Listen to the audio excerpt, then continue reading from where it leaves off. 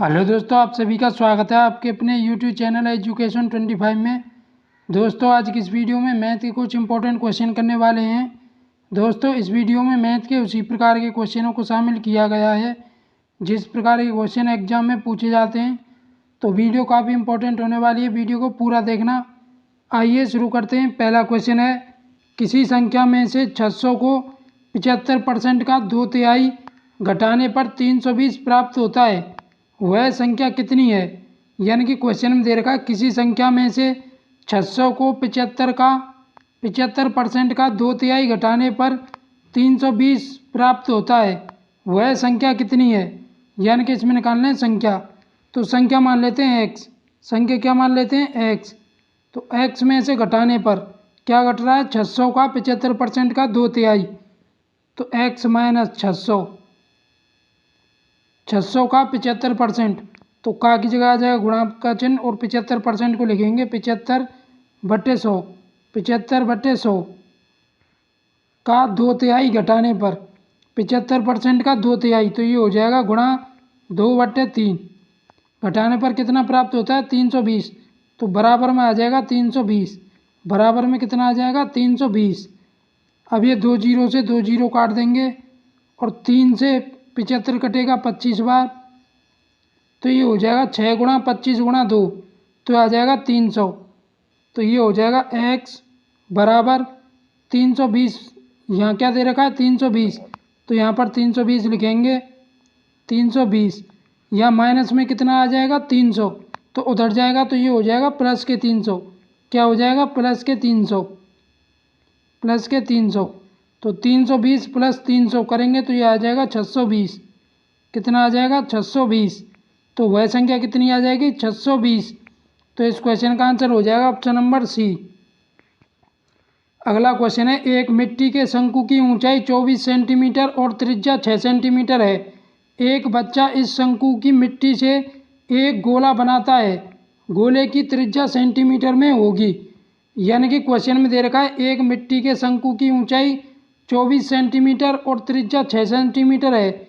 एक बच्चा इस शंकु की मिट्टी से एक गोला बनाता है, गोले की त्रिज्या होगी। यानी कि इस वाले क्वेश्चन में क्या निकालना है, गोले की त्रिज्या। तो इस क्वेश्चन में क्या दिया है, एक बच्चा इस शंकु की मिट्टी से एक गोला बनाता है।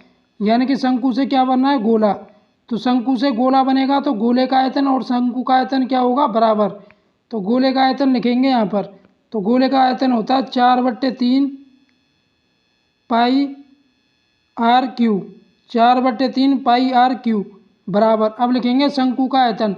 तो शंकु का आयतन होता है 1/3 पाई आर स्क्वायर।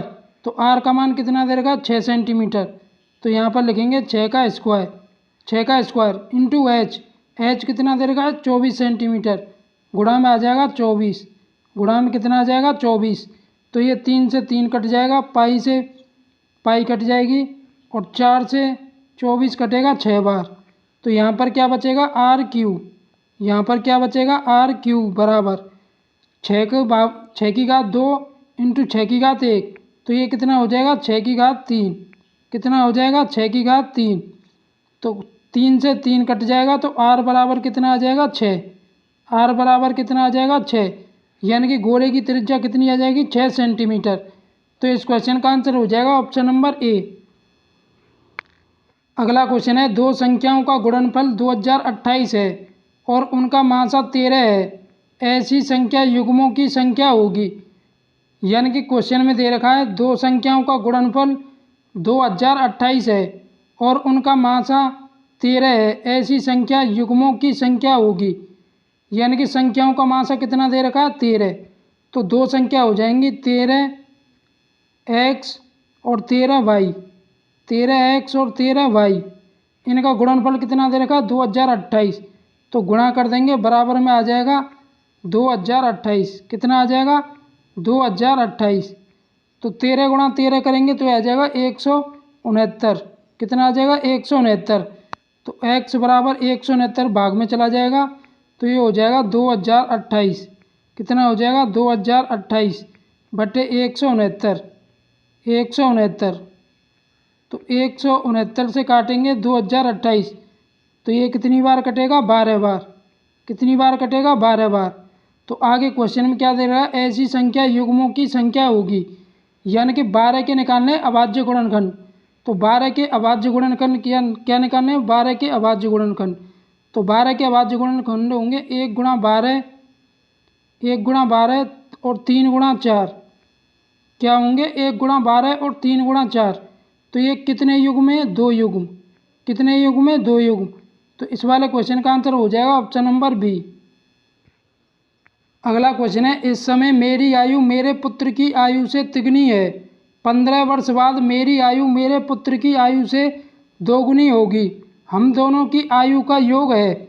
यानी कि क्वेश्चन में दे रखा है, इस समय मेरी आयु मेरे पुत्र की आयु से तिगुनी है, 15 वर्ष बाद मेरी आयु मेरे पुत्र की आयु से दोगुनी होगी, हम दोनों की आयु का योग है। यानी कि पुत्र की आयु से पिता की आयु क्या है, 3 गुनी। तो पुत्र की आयु मान लेते हैं x, तो तिगुनी है पिता की आयु, तो x का 3 गुना कितना हो जाएगा, 3x। अब आगे दे रखा 15 वर्ष बाद, तो 3x प्लस 15 बराबर, आगे दे रखा 15 वर्ष बाद मेरी आयु मेरे पुत्र की आयु से दोगुनी होगी। तो पुत्र की आयु क्या है, x, तो 15 वर्ष बाद दोगुनी हो रही है, तो ये हो जाएगा 15x प्लस 15 का गुणा 2। तो अब इसको सॉल्व करेंगे तो ये हो जाएगा 3x प्लस 15 बराबर 2x प्लस 30। कितना हो जाएगा, 2x प्लस 30। तो 3x में से 2x को घटाएंगे तो आ जाएगा x बराबर, और 30 में से -15 घटाएंगे तो आ जाएगा 15। तो x बराबर क्या आएगा, 15। तो ये तो है पुत्र की आयु। तो जबकि निकालना क्या है, हम दोनों की आयु का योग, यानी कि दोनों की आयु का योग निकालना है। तो पिता की आयु क्या है, 3x, और पुत्र की आयु क्या है, x। तो 3x प्लस x करेंगे तो आ जाएगा 4x। तो इसमें क्या निकालना, 4x का मान। तो ये हो जाएगा 4 गुणा x बराबर कितना, 15। तो 4 गुणा 15 करेंगे तो आ जाएगा 60। कितना आ जाएगा, 60 वर्ष। तो दोनों की आयु का योग आएगा 60 वर्ष। तो इस क्वेश्चन का आंसर हो जाएगा ऑप्शन नंबर बी। तो आशा करता हूँ दोस्तों आपको वीडियो पसंद आई होगी। अगर वीडियो पसंद आई है तो वीडियो को लाइक करना और चैनल को भी सब्सक्राइब कर लेना। धन्यवाद दोस्तों, मिलते हैं अगली वीडियो में।